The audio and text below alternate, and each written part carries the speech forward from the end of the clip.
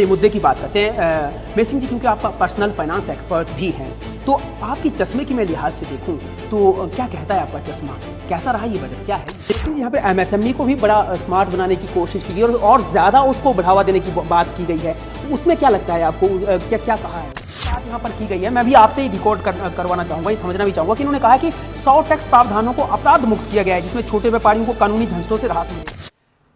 आज का दिन हर लिहाज से बहुत बड़ा दिन है। एक तो अवकाश का दिन है और दूसरा ये कि देश का जो आम बजट होता है उसे भी पेश किया गया है। जी हाँ,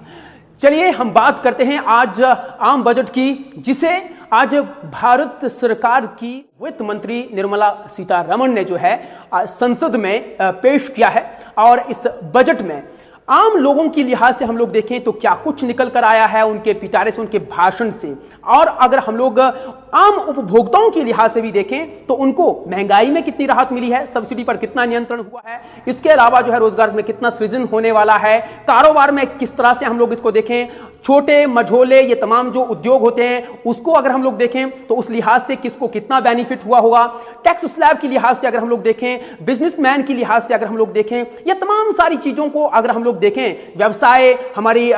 जो हमारी मार्केट है, वो तमाम सारी बातें जो हैं वो इस बिजनेस की जो है वो इसी बजट में आती है। सभी की नजरें उस पर होती हैं, आम उपभोक्ता से लेकर बड़े से बड़े बिजनेसमैन की नजरें इसी आम बजट पर होती हैं। और उसी बजट को मद्देनजर रखते हुए फिर वो अगले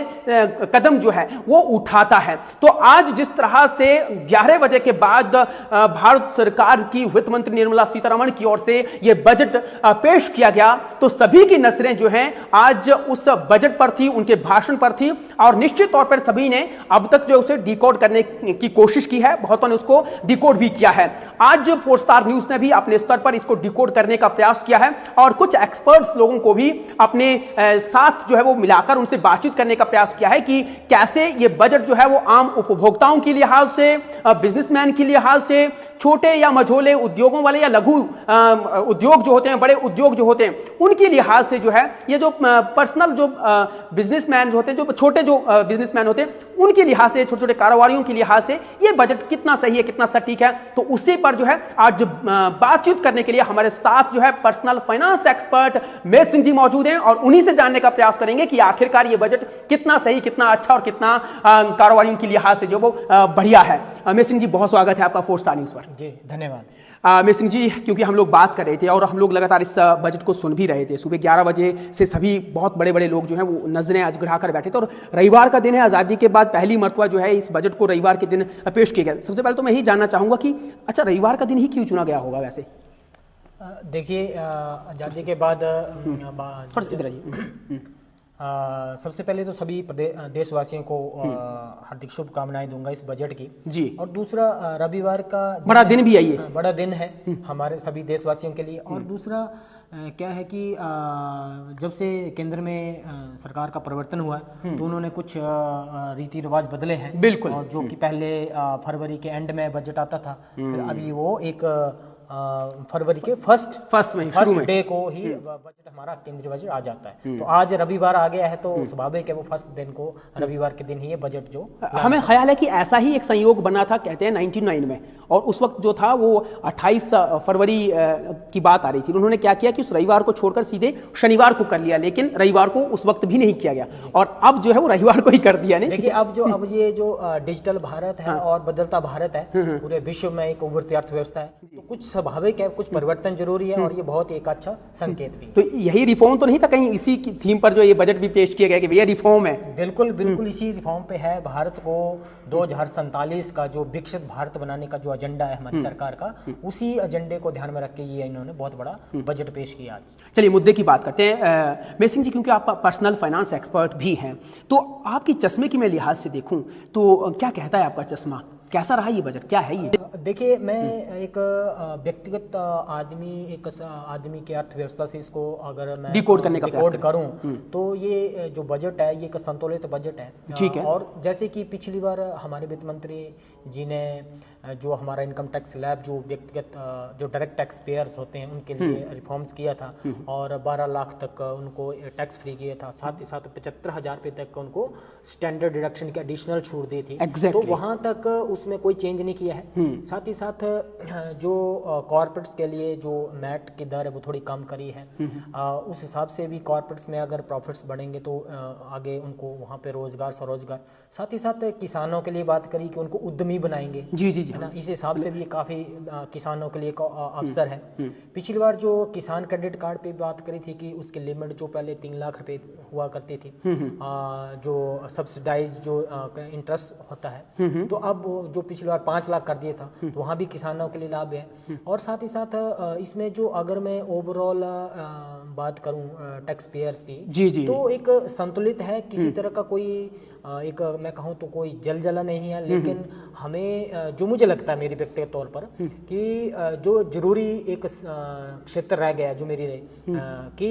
आम नागरिक को वित्तीय क्षेत्र में साक्षर करने के लिए, जहाँ तक मुझे उम्मीद थी कि इस क्षेत्र में सरकार जरूर कोई ना कोई निर्णय लेगी, तो शायद वो क्षेत्र कहीं ना कहीं अछूता रह गया है कि आम नागरिक को जो हमारी जो वित्तीय साक्षरता है, भारत में अभी साइबर फ्रॉड जो बढ़ रहा है, बिल्कुल बिल्कुल जी, तो साइबर फ्रॉड से बचने के लिए एक हमारी कारगर नीति, जिस दिशा में सरकार वैसे काम कर भी रही है, लेकिन शिक्षा के ऊपर ज्यादा जोर देने की जरूरत थी। तो उस क्षेत्र में सरकार को जरूर हो सकता है आने वाले समय में सरकार इसके ऊपर निर्णय लेगी, लेकिन मुझे लगता है इस क्षेत्र में कुछ बेहतर। और दूसरा, लोगों को जो अनऑर्गेनाइज सेक्टर है उनकी जो ओल्ड एज में जो उनका फाइनेंशियल सिक्योरिटी की बात है, जैसे नेशनल पेंशन स्कीम की अभी उसमें भी कुछ रिफॉर्म्स आए हैं, तो उसको धरातल पे एक बेहतर ब्रॉडली कैसे लोगों तक पहुंचे, इसके ऊपर जरूर कहीं ना कहीं थोड़ी सी मुझे व्यक्तिगत तौर पर निराशा लगी है। मेसिंह जी, आपने कहा कि देखिए बहुत बड़ी बात आपने कही, और मैं तो कहता हूं कि ये सुझाव भी हो सकता है भारत सरकार के लिए भी, इनफैक्ट ये सुझाव हो सकता है जो आपने कहा कि वित्तीय सेक्टर में जो है वो जिस तरह से अभी साइबर फ्रॉड हो रहे हैं ना, जो भी डिजिटल जितने फ्रॉड हो रहे हैं, तो उस पर साक्षरता की जरूरत है। तो निश्चित तौर पर अगर 4 स्टार न्यूज भारत सरकार का कोई भी नुमाइंदा देखता हो तो वो इस सुझाव को भी ले सकता है और निकट भविष्य में इसको भी इंप्लीमेंट किया जा सकता है, इसको भी फॉलो किया जा सकता है। आपने बहुत सही कहा। और जो निराशा आपको हाथ लगी है उस पर क्या किया जा सकता है और क्या हो सकता है? मेरा मानना ये कि जो हमारा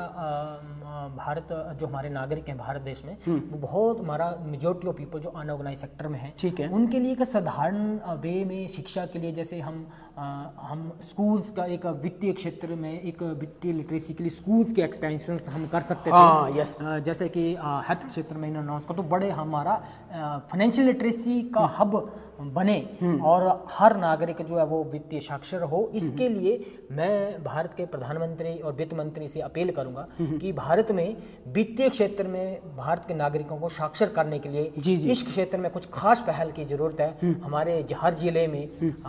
राज्यों में बड़े लेवल पर इसके ऊपर, शिक्षा के ऊपर जोर दिया जाए। लेकिन मेसिंह जी, मैं यहाँ समझना चाहूँगा, तो ऑलरेडी जो इस पर पढ़ाई चल रही है, जैसे हमारी ट्रेडिशनल एजुकेशन, जैसे कॉमर्स की पढ़ाई होती है, तो क्या वो इससे रिलेटेड नहीं होती है? वो अलग होती है, ये अलग होती है? मैं भी समझना चाहूँगा। वो एक एकेडमिक एजुकेशन है, ठीक है, जिसमें हमें कैरियर किसमें बनाना है। हाँ, लेकिन एक जो व्यवहारिक हमारी जिंदगी है कि हमारा आर्थिक घर का बजट है, जी जी, तो घर का बजट कैसे बनना है, हमें कितना पैसा कौन से अपने हिस्से में खर्चना है, हमें अपने फूड पे क्या खर्चा करना है, हमारे जो व्यक्तिगत हमारे कपड़े हैं, हमारी शिक्षा है, हमारा दूसरे अन्य खर्चे हैं। तो व्यक्तिगत जो हमारी बजट होता है आदमी का, उस बजट से हर आदमी को साक्षर करने की जरूरत है, क्योंकि हम हर नागरिक है वो अलग अलग इनकम क्लास में। आपका कहने का अर्थ है कि जिस तरह से वकालत की एक अलग से प्रोफेशनल पढ़ाई है ना, बाकी जैसे जर्नलिज्म की एक अलग से प्रोफेशनल पढ़ाई, तो उसी तरह से वित्तीय सेक्टर की भी एक अलग से पढ़ाई होनी चाहिए भी, ऐसा व्यवहारिक शिक्षा होनी चाहिए। कौन सी भारत सरकार की स्कीम है, जैसे अभी मैं साइबर फ्रॉड की बात कर रहा हूँ, हमें लोगों को वर्ग ला के उनको लिंक पे क्लिक करा के, कौन सा ऐप आके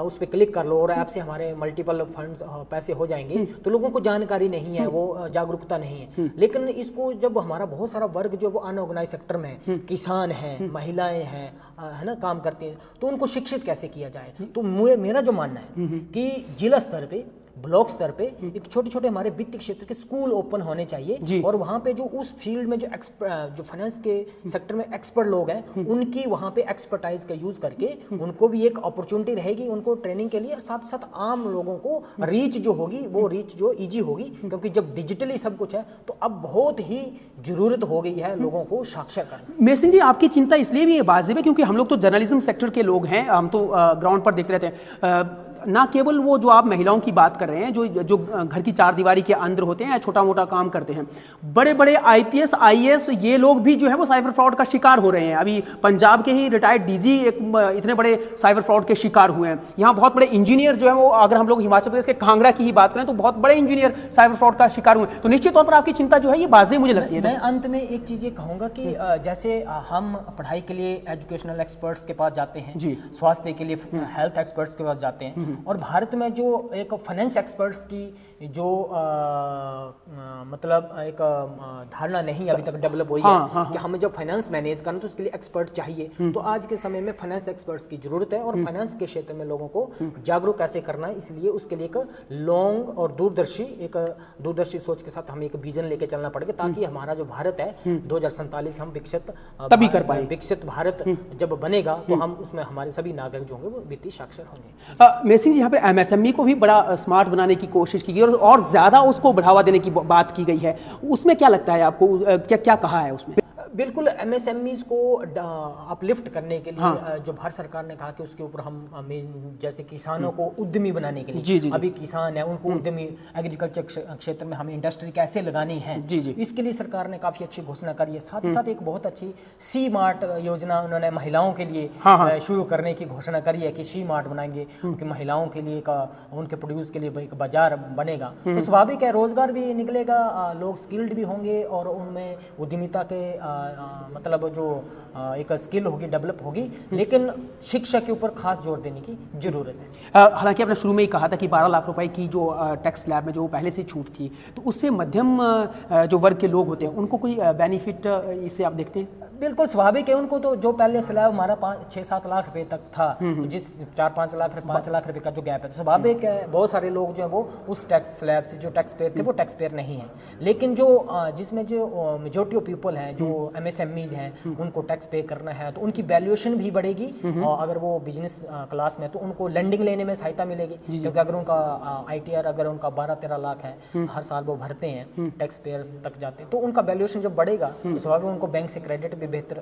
फायदा मिलेगा। स्टार्टअप के लिए भी 5 लाख तक टैक्स स्लैब में राहत की बात यहाँ पर की गई है कि 5 साल बढ़ाए गए हैं। जी बिल्कुल, जो स्टार्टअप्स के लिए जो भारत सरकार ने जो योजना स्टार्टअप इंडिया शुरू करा है, जो नए स्टार्टअप शुरू करते हैं, इससे नया रोजगार पैदा होगा, क्या लगता है आपको? बिल्कुल होगा सर, जब नए स्टार्टअप बनेंगे तो रोजगार निकलेगा, रोजगार निकलेंगे तो आगे अपलिफ्ट होंगे, तो स्टार्टअप्स के लिए जो योजना ये वो घोषणाएं तो हो जाती है मेसिन जी, लेकिन चिंता ये होती है कि वो ग्राउंड पर उतरती नहीं है, उसके लिए क्या करना होगा? सवाल यही है शिक्षा का। शिक्षा के लिए जैसे मैंने कहा ना कि वित्तीय क्षेत्र में लोगों को साक्षर करने के लिए भारत सरकार को जिला स्तर पे, राज्य स्तर पे और ब्लॉक स्तर पे एक वित्तीय साक्षरता के स्कूल ओपन करने पड़ेंगे, ताकि उसमें किसान भी शिक्षित हो, महिलाएं भी शिक्षित हो और हमारे विद्यार्थी भी शिक्षित हो और रिसर्चर भी हो, ताकि उनको पर्सनल फाइनेंस का बेहतर ज्ञान हो। एक बहुत बड़ी बात यहाँ पर की गई है, मैं भी आपसे ही रिकॉर्ड करवाना चाहूंगा, ये समझना भी चाहूंगा कि इन्होंने कहा कि 100 टैक्स प्रावधानों को अपराध मुक्त किया गया है, जिसमें छोटे व्यापारियों को कानूनी झंझटों से राहत मिलेगी। ये क्या है? Ease to doing. ये क्या है? ये बहुत सारी कंप्लायंसेस हैं जो एक साधारण एमएसएमईज को, एंटरप्रेन्योर को समझ नहीं आते, और टैक्स एक्सपर्ट्स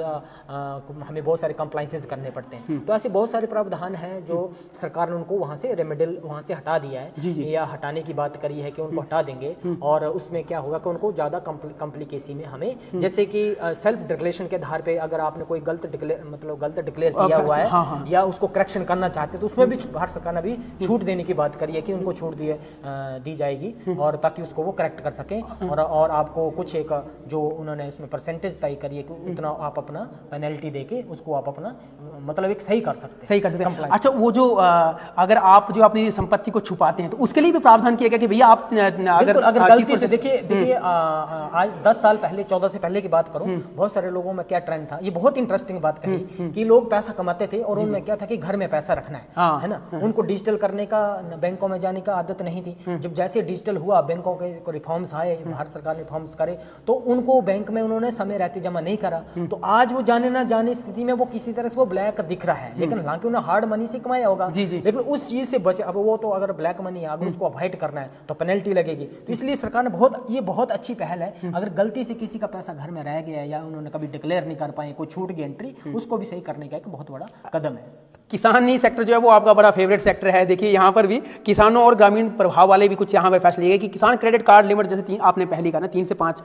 कर दिया है। अच्छा, डेयरी मछली पालन के लिए 5 लाख तक का लोन और ग्रामीण आय बढ़ाएगा, तो इससे बिल्कुल ये जैसे एरिया स्पेसिफिक है, जहाँ पे मछली उत्पादन ज़्यादा होता है,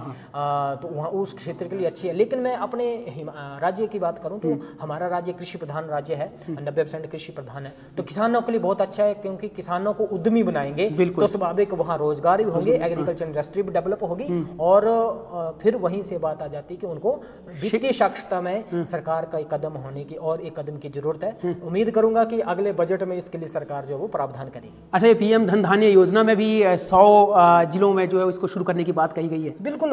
ये जो बजट है ना, मैंने पहले कहा कि ये भारत का जो 2047 का विकसित भारत बनाने का जो सपना है हमारी सरकार का ना, उसके लिए बहुत बड़ा स्टेप है। लेकिन जो जरूरत है हमें हमारे अनऑर्गेनाइज सेक्टर को किस तरह से जागरूक करना है, शिक्षित करना है, ये बहुत बड़ा सवाल है। लेकिन मैं कुल मिलाकर अब लास्ट में यही पूछना चाहूंगा कि जिस तरह से आज ये बजट था, जैसे आपने कहा कि 2047 का भी था, ये तमाम सारी चीजें आत्मनिर्भर बनाने की बात करिए, कौशल विकास की बात करिए, रोजगार सृजन इससे होगा, इतनी बढ़िया फैसले लिए गए, बावजूद इसके हमने देखा कि मार्केट एकदम से धड़ाम से नीचे गिरी। उसके पीछे की क्या वजह हो सकती है? सोना चांदी नीचे गिरा जो कल तक इतना ऊपर जा रहा था, हाई पे जा रहा था। देखिए, ये जो हमारे सेंसेक्स है या हमारा सोना चांदी है, आज के वर्तमान जो सिनेरियो बना हुआ है, ये जियो पॉलिटिक्स के जो सेंटिमेंट्स है हमारे पूरे विश्व स्तर पर, ये काफी इसके भी बहुत सारे कुछ प्रभाव हैं, तो इस कारण से भी हमारा जो मार्केट है। लेकिन दूसरा बजट की बात है, बजट के कारण इमीडिएट मार्केट ऑब्जर्व करेगी उसको कि किस तरह से बजट का इम्पैक्ट रहने वाला है, तो थोड़ा बहुत सेंटिमेंट्स तो मार्केट में रहेगा ही। लेकिन भारत की जो स्थिति है वो काफी मजबूत स्थिति में है हम, और काफी बढ़िया ये जो वित्त मंत्री जी ने हमारा बजट पेश किया, ये आने वाले समय में काफी अच्छे रिजल्ट्स देगा। मेसिन जी, मैं लास्ट सवाल आपसे जानना चाहूँगा। देखिए, ग्लोबल स्तर की जो इस वक्त जियो पॉलिटिक्स जो चल रही है और ग्लोबल स्तर पर जो हालात इस वक्त सूरत हालात इस वक्त हुए पड़े हैं, उसको मद्देनजर रखकर भी इस बजट पर सभी की नजरें थी, तो अब क्या उसको भी साधा गया है ग्लोबल स्तर पर? बिल्कुल, क्योंकि इस तरह का कोई भी उससे फायदा हमें होने वाला बिल्कुल किसी तरह से इस तरह की कोई घोषणा नहीं है जिनसे बाजार में कोई अफरा तफरी हो। ये तो जस्ट एक जैसे ही हमारा बजट आया सदा तो बाजार ने अपना एक लेवल ढूंढने की कोशिश कर रहा है कि किस लेवल पे बाजार खड़ा होगा। ओके, चलिए, बहुत धन्यवाद जी, बहुत धन्यवाद। तो personal finance expert मेत Singh ji हमारे साथ ही, बड़ी डिटेल में इन्होंने जो है वो इस पूरे बजट को जो है डिकोड करने का प्रयास किया। बड़े छोटे से समय में दाद देनी पड़ेगी, क्योंकि जटिल होता है कोई भी बजट जब आता है, तो उसको छोटे समय में उसको डिकोड कर लिया जाए ऐसा पॉसिबल नहीं है, लेकिन फिर भी इसको डिकोड करने का प्रयास किया है। मोटा मोटी चीज़ें जो है आम लोगों के लिहाज से, पर्सनल लिहाज से जो है इन्होंने जो भी तमाम सारी चीज़ें बताई हैं, वो निश्चित तौर पर जो है इनका कहना ये है कि कुल मिलाकर जो है ये बजट जो है देश हित में ही रहने वाला है।